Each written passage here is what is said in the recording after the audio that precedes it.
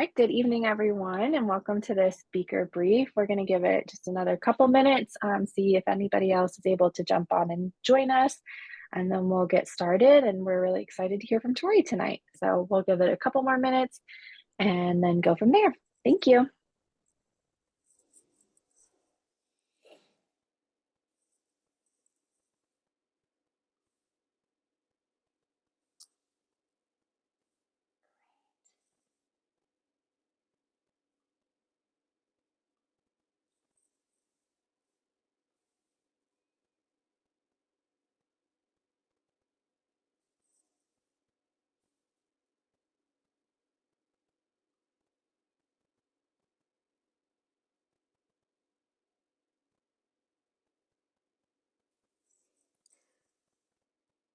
Let me know when to start. I can always play some music if we want out waiting music.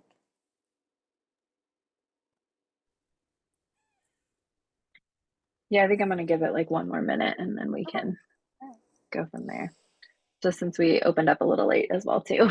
So it gives us more minutes than we usually do.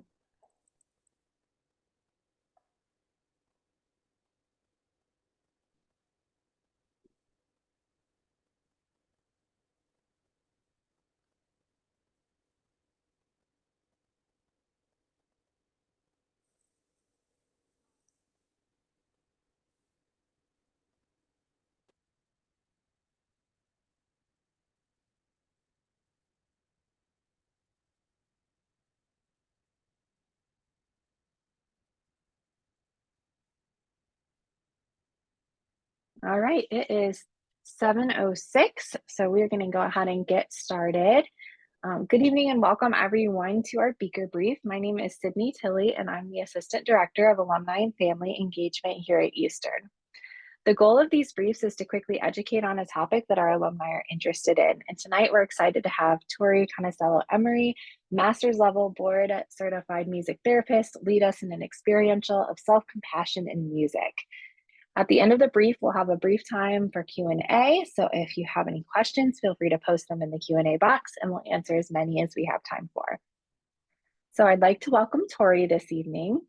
Tori Conicello-Emery is a dedicated and passionate board certified music therapist with over 15 years experience promoting well-being and personal growth through the therapeutic use of music.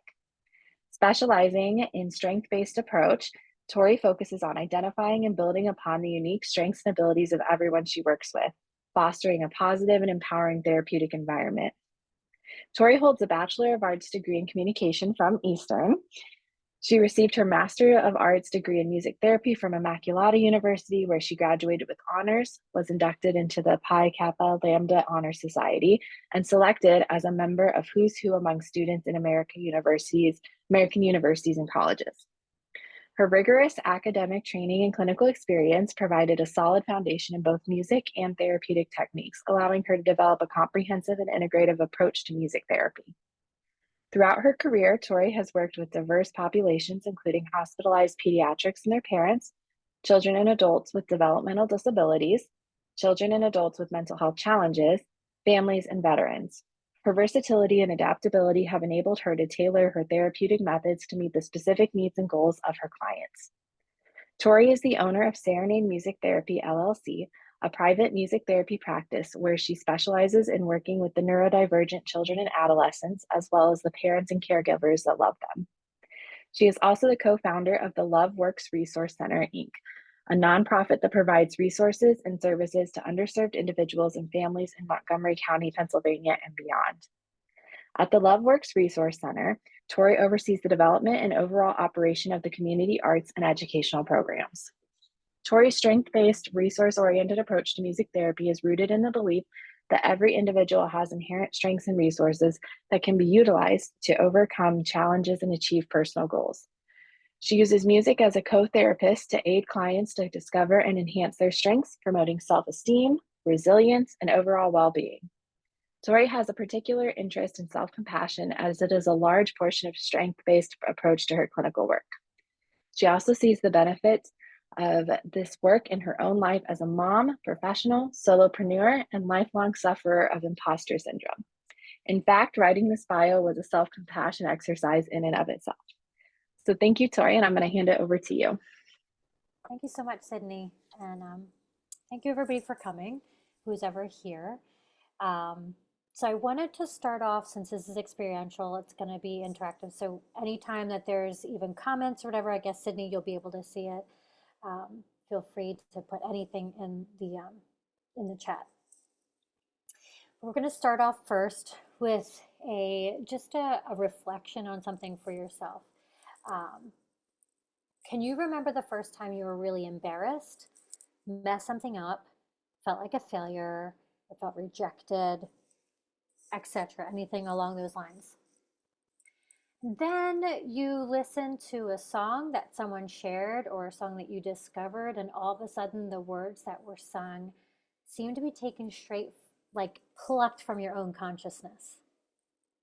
Or maybe that song unlocked a whole new experience that you didn't realize even existed in the world, but it gave form and structure and words for that experience.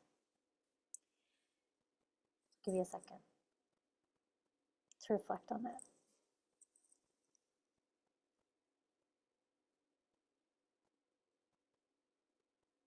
So if you have that memory recalled, hold on to it. Believe it or not, it has tremendous meaning and was your first introduction to self-compassion.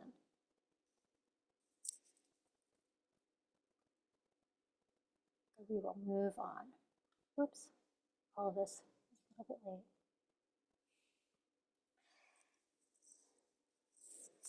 So what is self-compassion? So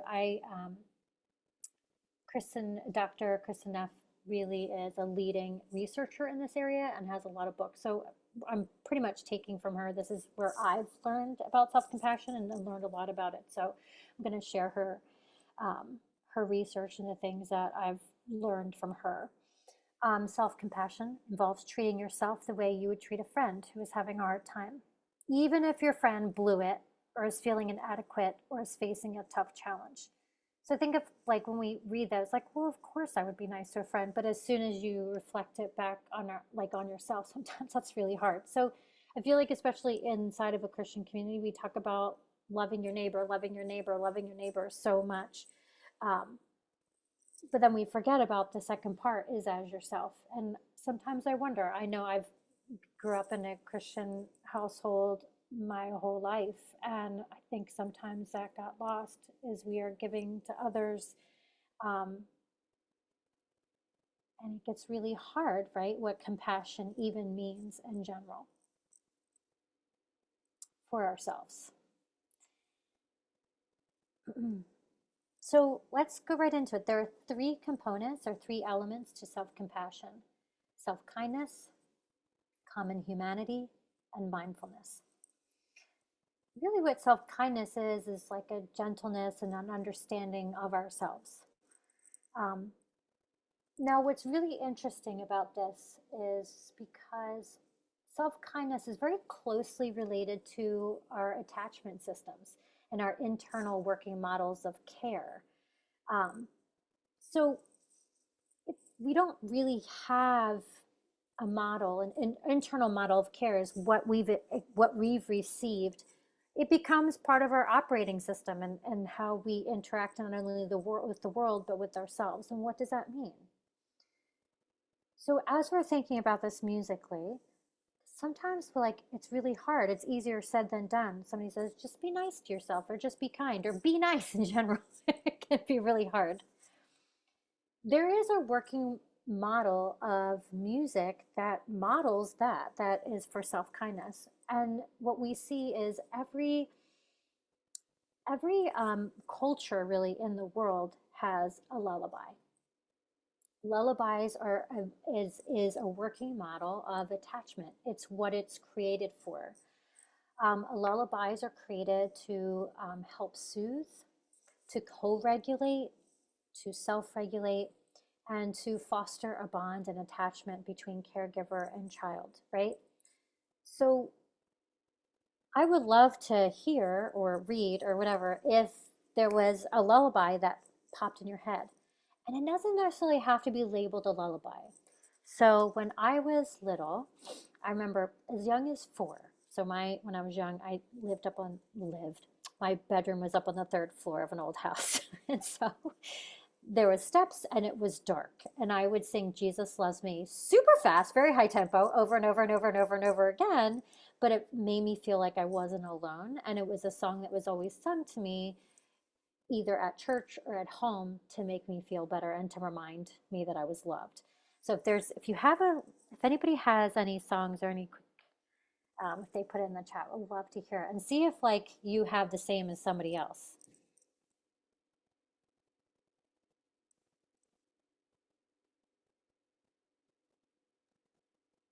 While we're waiting for that, sorry, it made me think of we have, it's not necessarily for me, but it helps me as well too. We Yeah, have a song we sing my daughter every night before yeah, she goes to sleep. It's called Canticle, just kind of just like a weird song, but it yeah, just talks about, who Christ is, to us and yeah, to her, and just to kind of remind her. But that's, yeah, it's totally become that song. It's yeah. not technically a lullaby, but that's what we bring for her. Right. It's so because it's used in that regard, it's become a lullaby. You can Hmm. make, there's albums I've used like rock songs made into lullabies. It doesn't have to be labeled. It's almost like the intention behind the use of it makes Hmm. it so. And sometimes that creates it becomes a lullaby for you too. Hmm. So has anybody answered? Any No, we oh, don't have anything. Oh, yep. Frere Jacques. That popped in. says the chat is disabled. Yes. Let me see if I can fix that while we're going. But feel free, if anybody has anything, throw it in the Q&A. We can Okay. definitely see it there. Oh, got it. Okay. Hmm. Um, So I'll keep going and you can. So the second one is common humanity. So let's go back to that song that you picked up. This is the first what we established. Um, common humanity is like we're all in this together type of experience, is that type of realization. And compassion, the word compassion literally means to suffer with. Um, so let's go back to that song that you thought of. Is there, maybe you have one, and if people want to put it in the Q&A, that would be great. It's part of the experience is to be able to be interactive. um, is there, what was that song or that core memory that came up?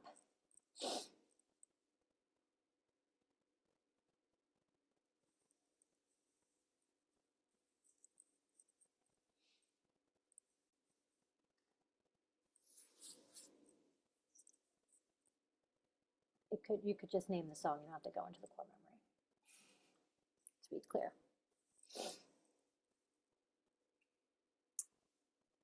A song that popped up when I was researching this was "You Can't Always Get What You Want, You Get What You Need." That's like a universal experience by humanity.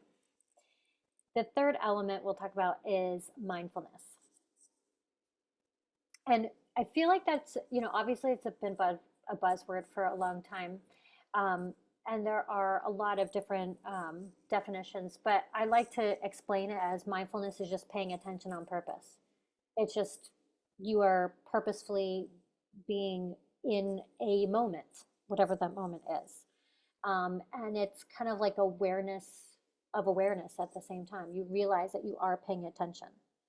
Um, and so we're going to do an exercise right now of mindfulness. And so I'm going to play a piece of music. We might not get through the whole thing, but I'm going to play a piece of music.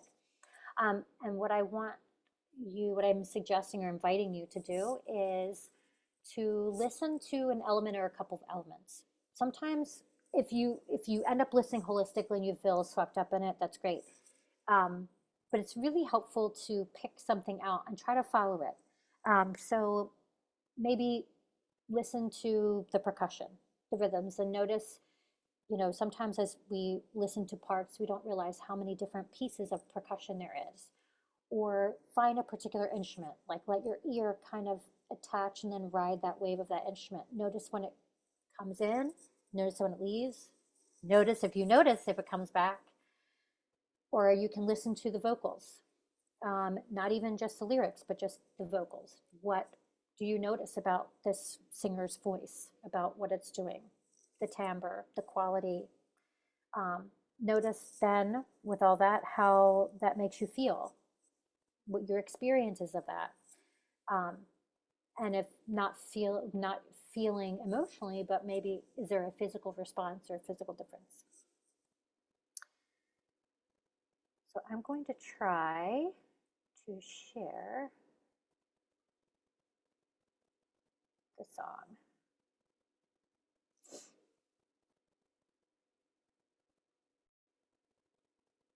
I don't know if you see it popping up, did you?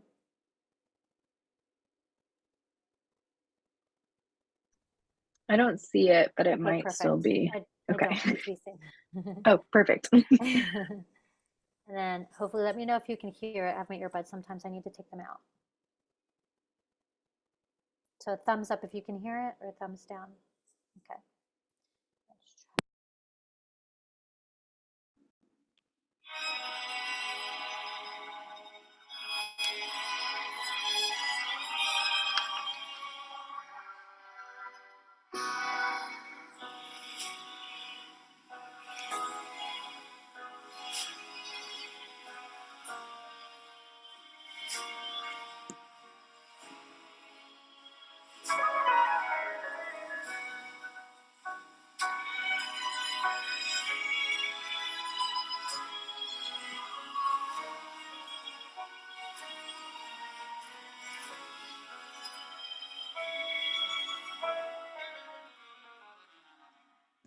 I had the most vivid dream.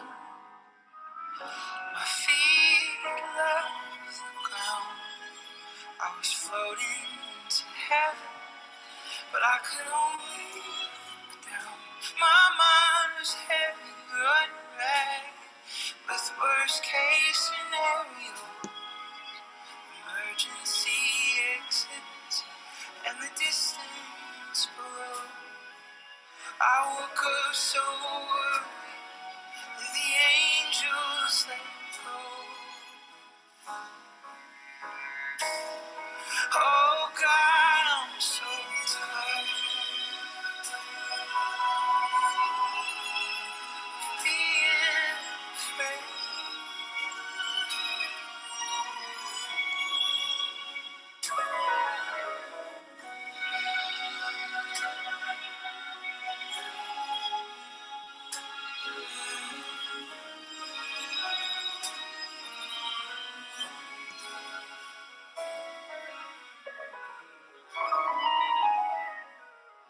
What would it feel like to put this baggage down? If I'm being honest, I'm not sure I know how.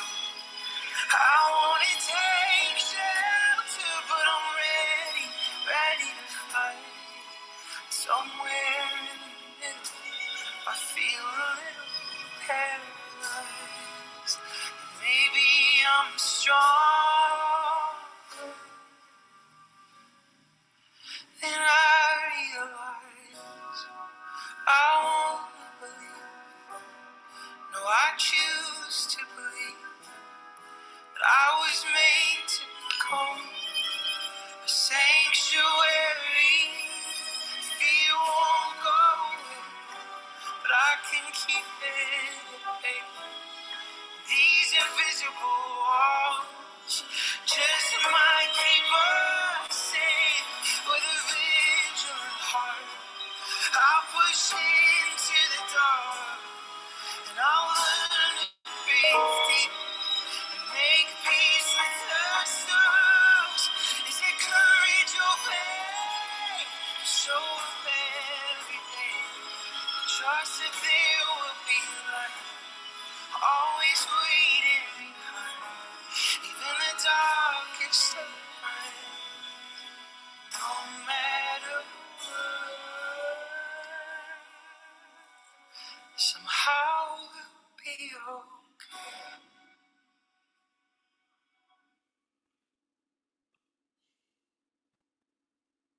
Okay.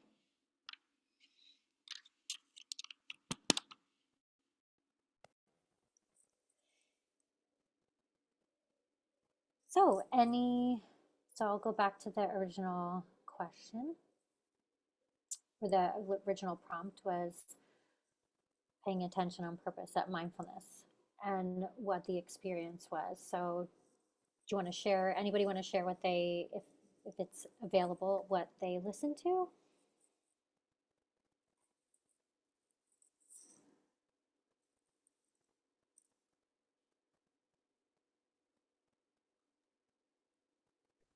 I believe the chat is now enabled, but if you are still having trouble with it, go ahead and stick it in Q&A while we wait for those answers to come in. I know for me, I was kind of caught. I was listening between the words. I'm a big word person. Yeah.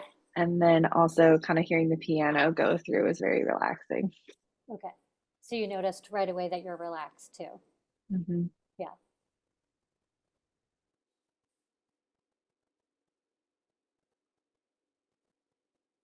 Nice. All right. Oh, so with the instrumental, I felt joyful. When the vocals came in, I felt a little sad. Yeah. So that is actually a really important piece to self-compassion, is like naming the experience. So let's go to the next part, which um, like the anti-heroes of, of self-compassion. I feel like this part, these aspects can seem like villains, and I call them anti-heroes because this is part of that strength-based approach, right? And that resource-oriented approach. So without the knowledge of what these elements are about, we can't fully embrace the elements of self-compassion. It's kind of like this Superman effect. You're not really sure how strong he is until you see how weak he is and you've seen his weakness. So understanding the role of these elements is and of itself a practice in self-compassion, in my opinion. This isn't cited anywhere. This is kind of my synthesis of that. So I really love, in one of Kristen Neff's books, she added a quote by T.S. Eliot, and is, "What is this self inside us?" under self-judgment. What is the self inside us, this silent observer, severe and speechless critic, who can terrorize us and urge us on to futile activity, and in the end, judge us still more severely for the errors into which his own reproaches drove us? I think it really encapsulates what self-judgment and self-criticism can do to someone. But the interesting part of that strength-based mindset of that self-criticism is that it is there to protect us. So what self-criticism does and self-judgment does is activate the amygdala, which the amygdala is designed to detect threats. Emotional threats are included and interpreted as threats. So we do this to stop ourselves, or to keep ourselves from what would be an emotional threat. It seems like it's maybe not a can, but if you can, Sydney, if you or Alex have any ideas, you can share. But usually emotional threats are things like embarrassment, being kind of ostracized or left out, or anything like that. The second anti-hero is isolation. So if we have self-kindness on one side, we have self-judgment on the other, as the anti-hero. If we have common humanity, then we have isolation. So isolation is basically just a disconnect from others, and sometimes from ourselves. Even when we're isolated, we're not fully with ourselves.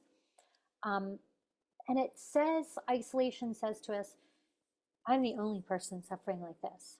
I'm the only one that's going through this. But that can also highlight our need for belonging.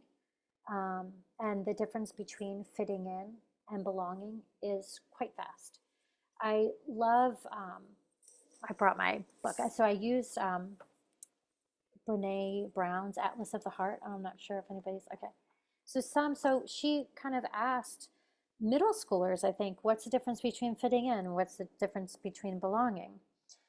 So I love some of these answers. One is belonging is being somewhere where you want to be and they want you.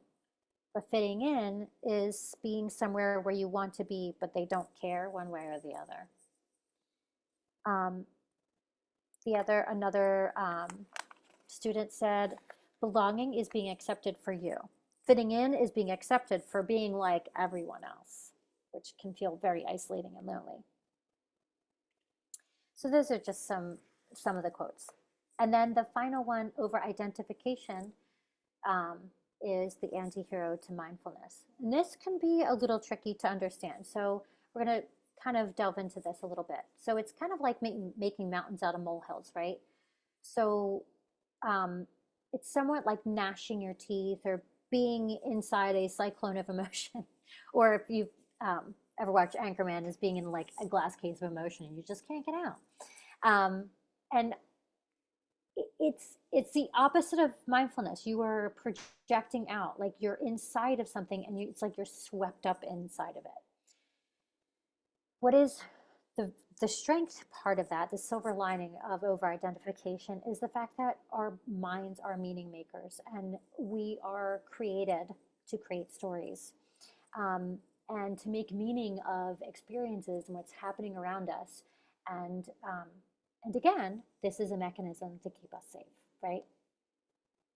So I share, going back to middle schoolers, an example of this, you might come up with an example of yourself, for yourself, is I notice this a lot like with middle school age and some adolescents, but it really shows up in middle school age. And I have 3 kids, and my youngest is going into middle school. So I'm living through this. And when something is difficult in the homework, they'll say, I've heard, like, this is so stupid. This is so stupid. Nobody wants to do this.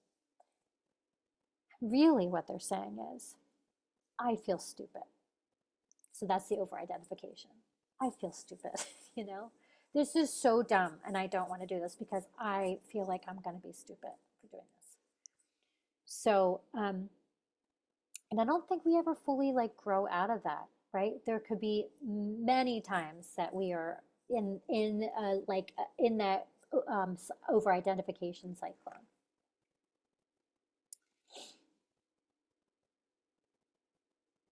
So I'm going to hop over. So sometimes, so it can seem like that all of these things, a lot of times people think if I'm self-compassionate, I'm going to be weak, you know, or if I'm self-compassionate, then I'm not going to work on myself, like I'm not going to progress. But given all the information that we have now and kind of like the things that you reflect on, the experientials, we'll talk about some of the myths, and there's more. Dr. Kristen Neff has, it's great that she has this like flip thing on her website to show different myths. But here's a couple. Myth 1 is self-compassion is the same as self-pity. That couldn't be further than from the truth, right?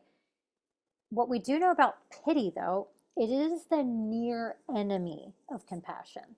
Not a far enemy, it's a near one, meaning it can be really sneaky, right? It can turn. Self-pity says, why me, right? But self-compassion, right, is suffering with, says that we are part of a shared human experience and a human condition. So it's not feeling sorry for myself. It's realizing that you're inside, remember, one of those elements of a shared human experience, and you are experiencing a experience of common humanity. Myth 2. Self-compassion will make me complacent. Another great quote that was added in one of the books by Carl Rogers is, the curious paradox is that when I accept myself just as I am, then I can change. So self-compassion motivates people to change and improve because they care about themselves, right? They have a deep sense of care, respect, and love for themselves, that they, you know, there's a sense of belief that they could change, they could do better. And then myth number 3 is self-compassion is selfish. Well, when we can remodel, going back to that self-kindness and going back to mindfulness, when we can remodel the internal working models, those attachment systems of care, then it's much easier to express it outwardly to others. So the song that, going back to the song that we were listening to, was talking about um, loving others through your own fear, right? Wanting to keep other people safe. Um, and so that fear can, there's a very quick turn from fear to love. And if we are able to do that for ourselves, turning our fear, right? The anti-heroes are rooted in fear, going back to the nervous system and survival. When we can turn that into love, then it turns into self-compassion, and it turns into compassion, and we can ripple on and on and on.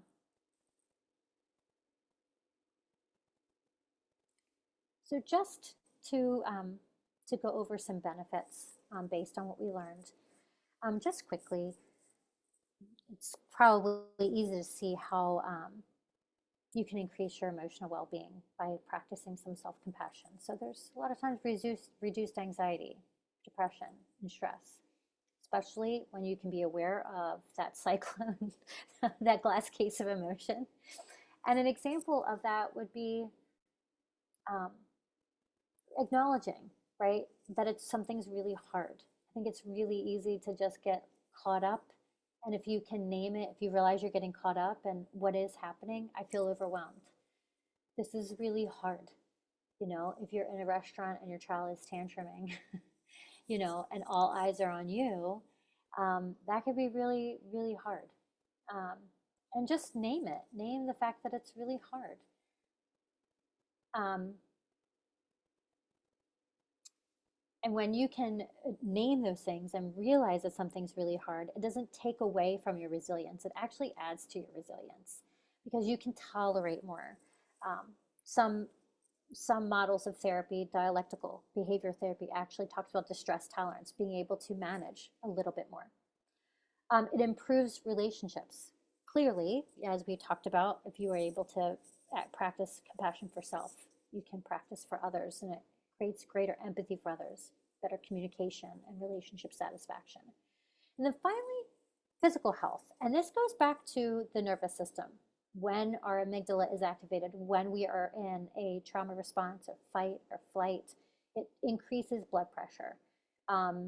It creates an actual physical response. Cortisol levels go high. That means inflammation also increases. So it can also enhance improved function as soon as you feel, you know, if you're a more stabilized state, especially with your nervous system. So I want to be mindful of time. So I'm going to skip the next slide and go all the way to the next one. It was just another song that reminds me of self-compassion. So here's the final exercise as we culminate everything. As you're thinking about maybe some areas of self-compassion, you can always go, there's resources at the end, but you can always go on selfcompassion.org.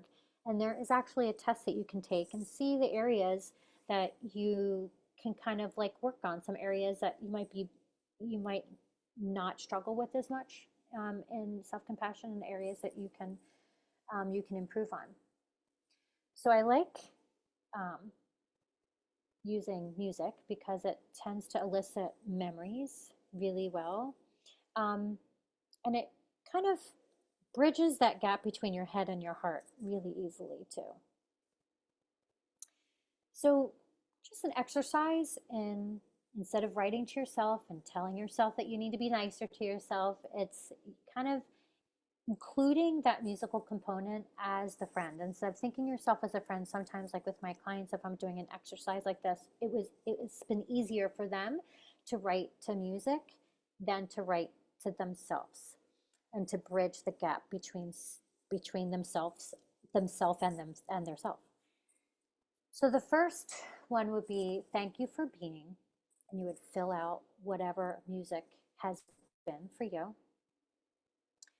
I wanted to tell you that. You can tell something simple and something maybe secret. And then the next part is, can you help me with? And this is where you can identify the area that you might need help with, given these components of self-compassion, because um, it's hard to bite off that whole thing. Maybe it's more about practicing one area where you feel like, wow, I get into that glass case of emotion. Maybe that mindfulness piece, or maybe just speaking to yourself, changing the lyrics to the song, right? To like of what you're saying to yourself all the time.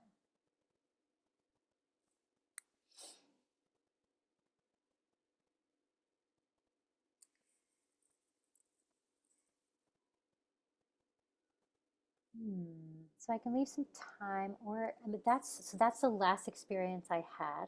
I'm not sure if we want to save some time, or just to show you, as I can show you some of the resources that I have found and that I've pulled from for this presentation. A lot of Kristen Neff, so you'll see Neff. But there's a YouTube video that does a really great job of talking about music specifically and self-compassion. And Brene Brown's book, Atlas of the Heart, is a great resource as well. And then if you want to stay in touch or get to know the work that I do, I've added this last slide just about my information.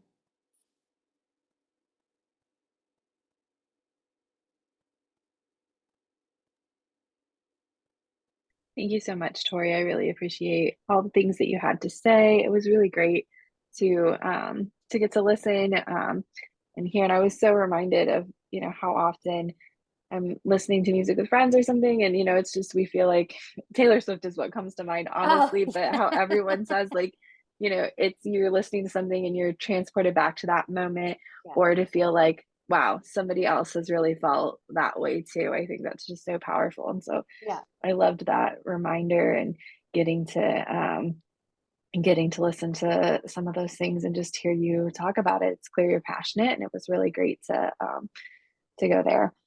I am going to open the floor for questions. We are running a bit behind schedule, so we'll just give it a few minutes. But if anybody does have any questions, go ahead and throw it in the chat.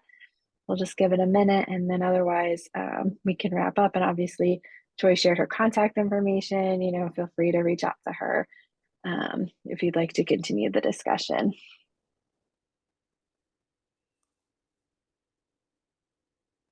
Something was put in the chat. What are some practical ways to integrate music into a self-compassion practice?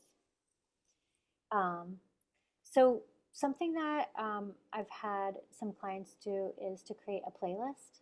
So it would be to almost even identify sometimes identify when you are anxious or depressed, or when you are triggered or activated by something, especially if there is some trauma involved. So do that. Also, to play a song, there is Dr. Neff talks about touch, and about self-hugging and things like that. But what I think is really helpful too, and I do this with clients who have some sensory processing needs, or have some sensory hyposensitivities, like they would need more, is I integrate and kind of create like a sensory integrative experience with music, something that is useful for you rhythm wise. And that really is very dependent on your own preferences. And I think that's really what's important. I think some people think of like music therapy as like just throw in some classical music. And if somebody does not respond to classical music, or if that is not in their cultural repertoire either, and they have no connection to it, it doesn't really do anything. It could be agitating. So to really go towards your preferences, find something that is rhythmic that you can feel like can relax or entrain, and either dance, or even create like some meaningful touch and like entrainment by using like patting yourself, even if it sounds kind of funny, but even it's your leg too, like something where you're experiencing touch that is intentional and that is used for care, because your brain doesn't really necessarily discriminate between if it's coming from somebody else or if it's coming from yourself. It's the intention behind it, and if you interpret that as care. So those are two different ways to integrate music into a self-compassion practice.